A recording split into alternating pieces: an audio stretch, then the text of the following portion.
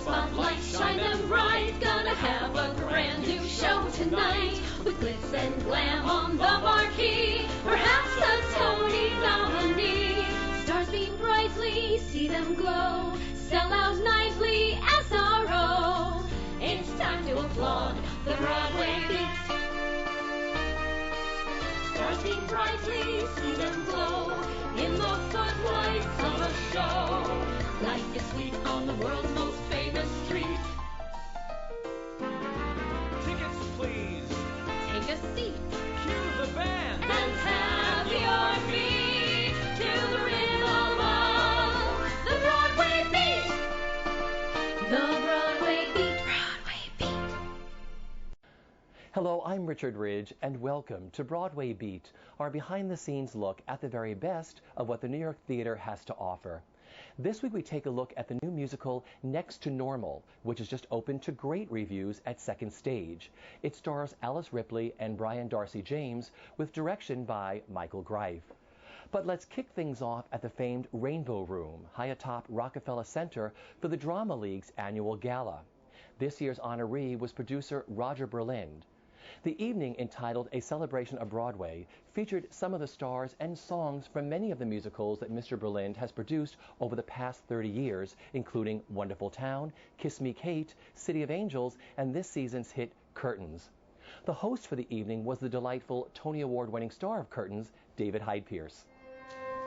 There's a special kind of people known as show people, and Roger Berlind be the man. A prince among producers, a gent and a gem, cream of the crop, creme de la creme. JFK himself might say, Ich bin ein Berlinder. If he's not on the up and up, who is? He goes above and beyond, and his word is his bond. Hell, he's much too good for showbiz. Well, I think Roger, everyone, when they think of Roger, they think of just class, that he's a guy who he's honest, and he's the kind of projects he backs are going to be worth seeing, and I don't know, just, again, class is the word that seems to come to mind with him. And tell me what it's been like working with him on Curtains. Well, he's just been there for us in so many ways. I mean, Curtains is a very expensive show. It's a huge production, costumes and sets and everything. And he is, with his other partners, have organized quite a infrastructure beneath us to keep the show going. And he's around a lot. He really is a hands-on producer, not in the sense of getting in the way, but just the sense of he really cares about the show and loves it. And I think he gets involved with projects that he loves, which is why we love him. Now, you're hosting this evening, and you're also doing a number. This is for afterwards, so talk about what you're doing tonight. He's right there. I'm actually, Roger doesn't know this, but we're going to be performing a song that he wrote in college, and it's a big surprise. But if you air this and he sees it before the party, we all die. Okay, good. And being here for the Drama League, what that means to you, because you were honored last year by the Drama League, weren't you? Yes. Well, again, the Drama League is a great bunch of people who sort of put their money where their mouth is and support Broadway and in all kinds of ways. And we're always grateful to have their recognition and their support, and just it's a good bunch. So we're happy to hang out with them. Now, both of you have worked with him. How many shows have you done for Roger? I've done 2, Passion and Kiss Me Kate. And I'm doing Curtains right now. Yeah. So tell me what the two of you admire about him as a producer.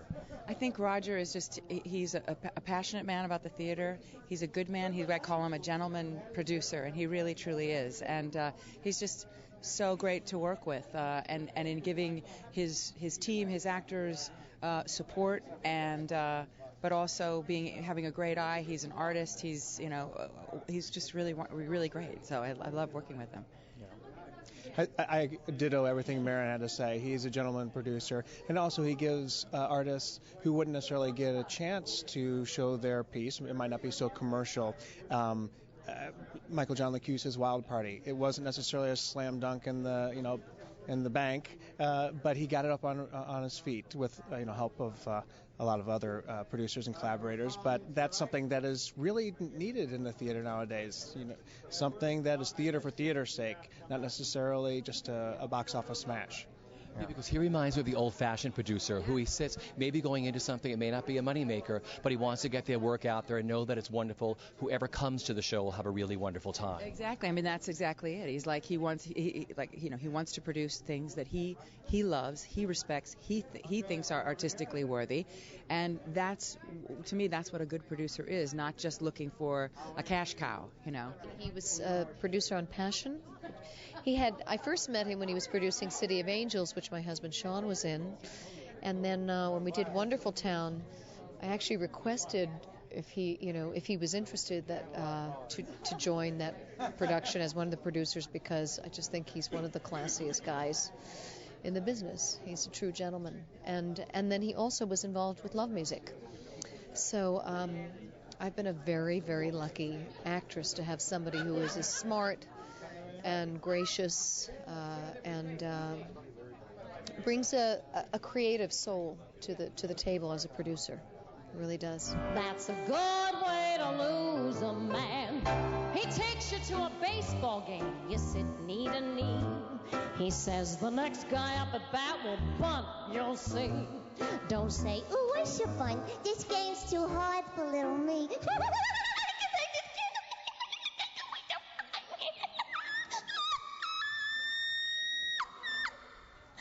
Just say bunt. What are you, nuts? With no outs, 2 men on base, and a left-handed batter coming up, he'll walk right into a triple play, just like it happened the 5th game of the World Series in 1923. That's a sure way to lose a man. Let's talk about life at Curtains. How's everything at the theater? I mean, it's so much fun. We're coming up on our year anniversary. I can't believe February 27th we started previews. When you have a show we get to work with David Hyde Pierce, Karen Ziemba, Megan Sikora, Edward Hibbert. We just got the greatest cast. And our ensemble are amazing. Everybody is really talented and really good at what they do. And we have a great crew and staff, Beverly Randolph and our director. Everybody involved in the show is just the top of their game. So therein we have a really good time every night. The audiences are loving it, and it's like the longest show I've ever done. My shows usually close in 6 weeks. So I'm thrilled. I have a job. I'm so happy. You can't say enough about him. To be in a production with him is to understand what they really mean when they say old school. When they have people who support what you're doing and stay out of the way in exactly the right amount. He loves what he does so much, and he's so good at what he does, and he also just gives all the room in the world for people to create. He understands when the right combination of people are together, and he lets them do their thing. He's a beautiful, beautiful man. I'm honored to know him. Now tell me what you're doing in the show tonight.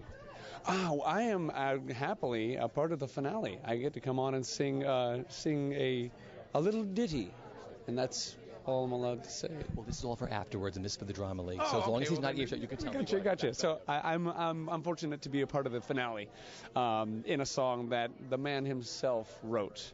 And so I'm very, very, very honored to be a part of that. And it's a really beautiful song. I was very, not surprised, of course, but you always wonder when someone says, oh, yeah, I wrote a song. It's a gorgeous song. Beautiful lyric, really nice melody. It's excellent. But now must be now, and then must be then. I struck out before, and I couldn't forget if I tried. But I'm up to bat again, tossing my hat again. Here I go again, willing to ride.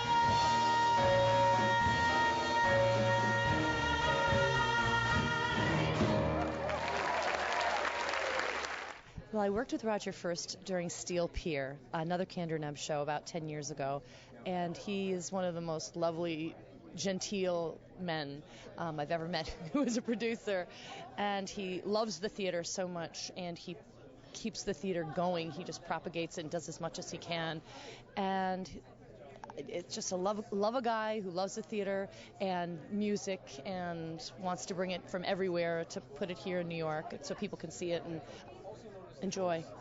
Well, let's talk about life over at the Al Hirschfeld Theater. Curtains, you're coming up on your year anniversary, right? I know. We were just talking about that coming over in the cab.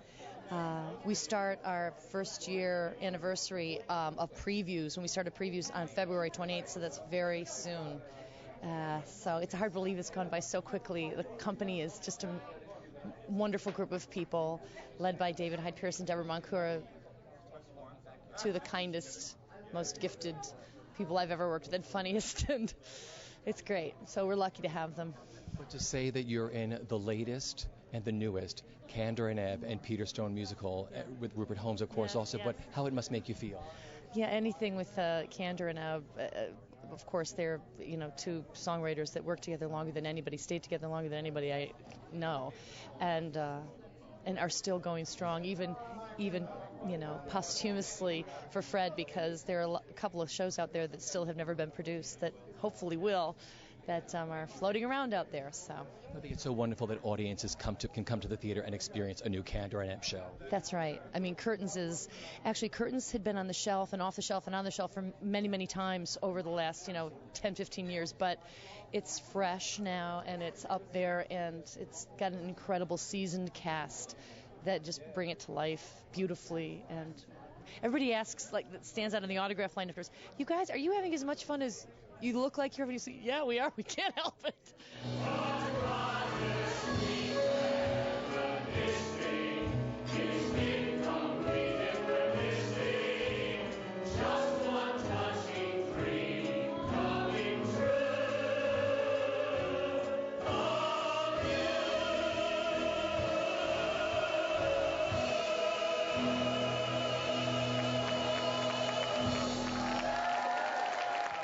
How does an almost average family navigate today's overstimulated and overmedicated world?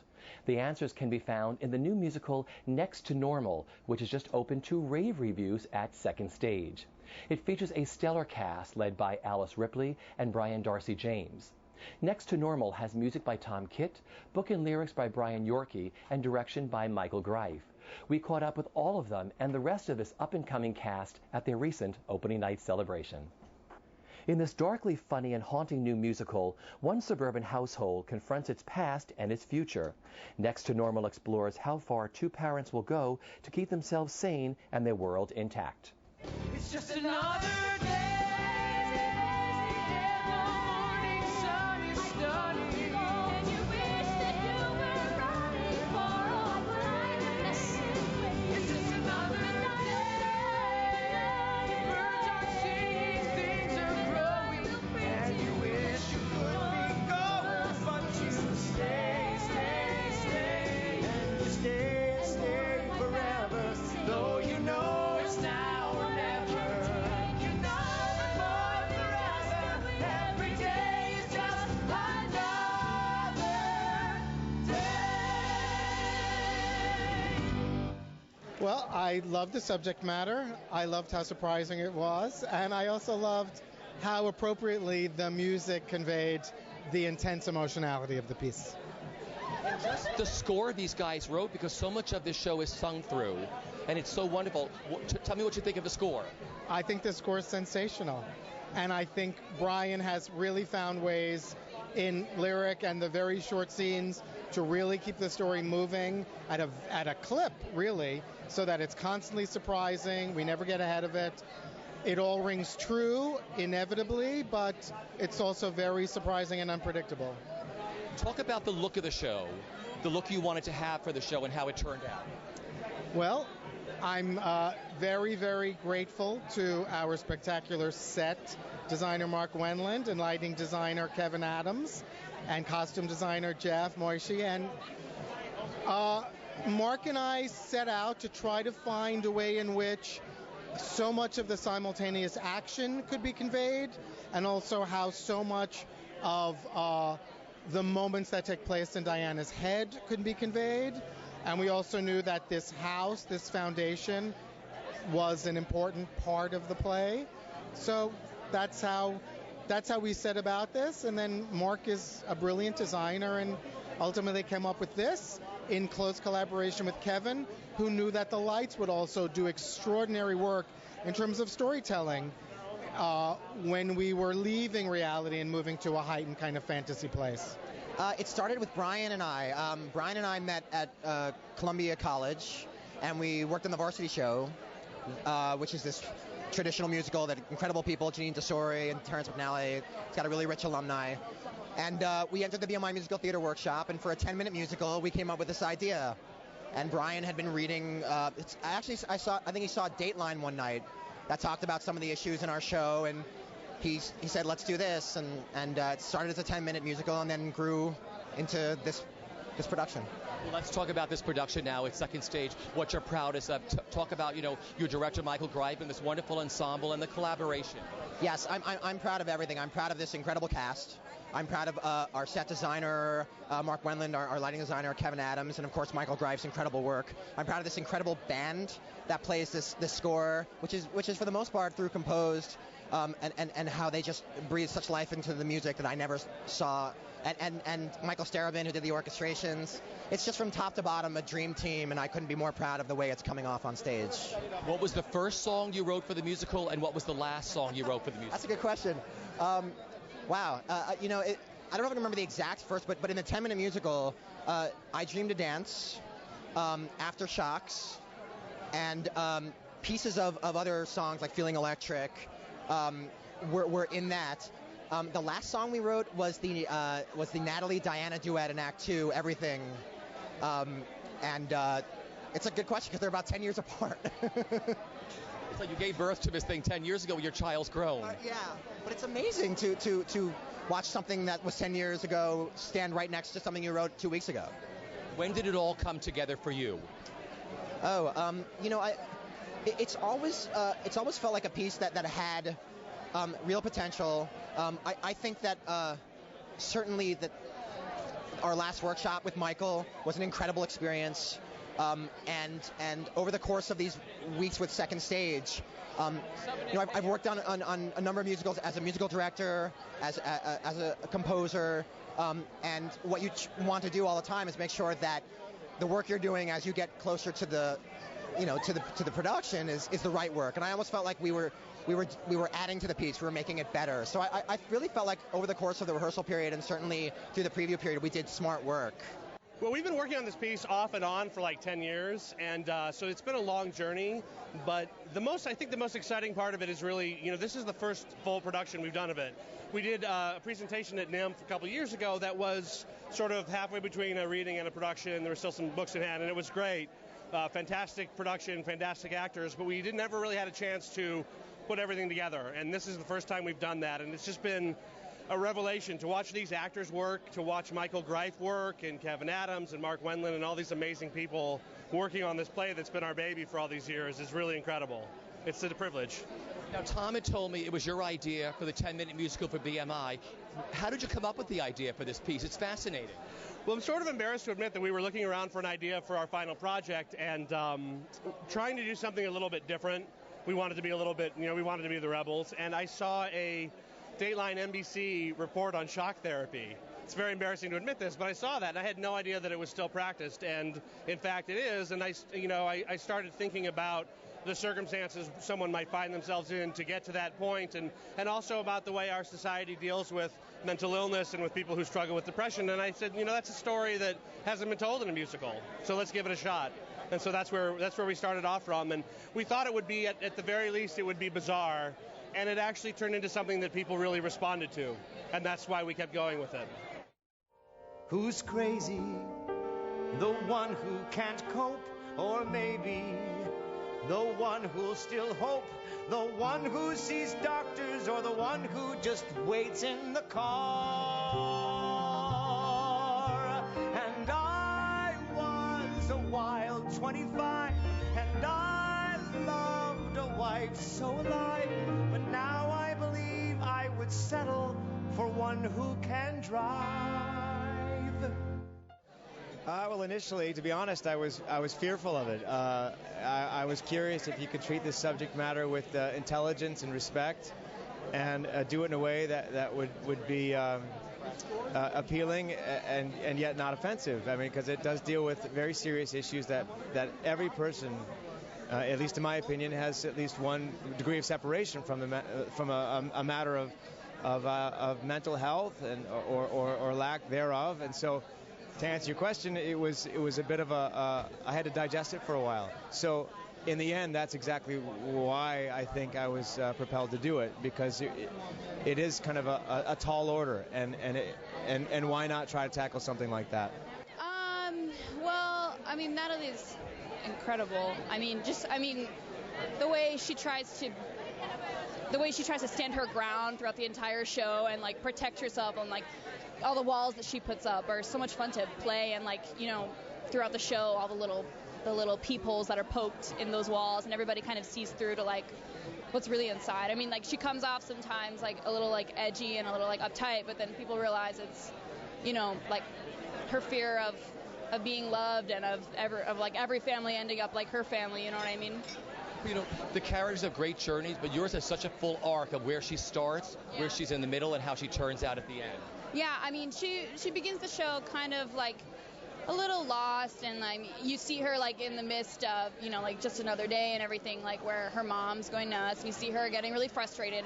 And then Henry comes in, and she's afraid to start liking him, and then she kind of, I mean, maybe she falls in love with him a little in the middle, and then, you know, at the top of Act 2, she, you know, has definitely like grown a little more into herself, and like her anger is like a lot more exposed, and you know, and then you just see her take this huge journey with, you know, Henry, and just finally giving in to loving him, and her father at the end of the show when they, you know, they come together and they just like have a really great breakthrough, and it's awesome. My character is, you know, a typical 17-year-old going through everything with his family and a kooky mom, and he and his mom have a really great relationship, and they're kind of the two people who see each other eye to eye in the family, whereas he might not necessarily get along with his father. But I think that's, you know, very prevalent to a teenager growing up, that, you know, if you may butt heads with one parent but really see eye to eye with another, and you know, your relationship can really strengthen with that. And then I go on a great journey where finally by the end of the show my dad and I connect, and, you know, I start to have that sort of close relationship with my father. So, you know, I think that's very prevalent to anyone, you know, growing up and going through their own family. So I am the one who'll hold you. I am the one who'll stay. I am the one who won't walk away. Yeah, yeah, yeah. I am the one who'll hear you. And now you tell me that I won't give a damn. Don't give a damn. I know you know who I am. Yeah, yeah, yeah. That's who I am. Yeah, yeah, yeah, yeah. That's who I am. Yeah, yeah, yeah, yeah, yeah. That's who I am. And the character immediately attracted me. Roles in musical theater for people my age before Spring Awakening were really a dime a dozen, and for my type too. So it was really exciting to work on that. And once I was cast and I read the piece, I knew it was going to be something special. It had a lot of heart, and Henry has a lot of heart too. So it's such that, and the team. I mean, the people that I'm working with.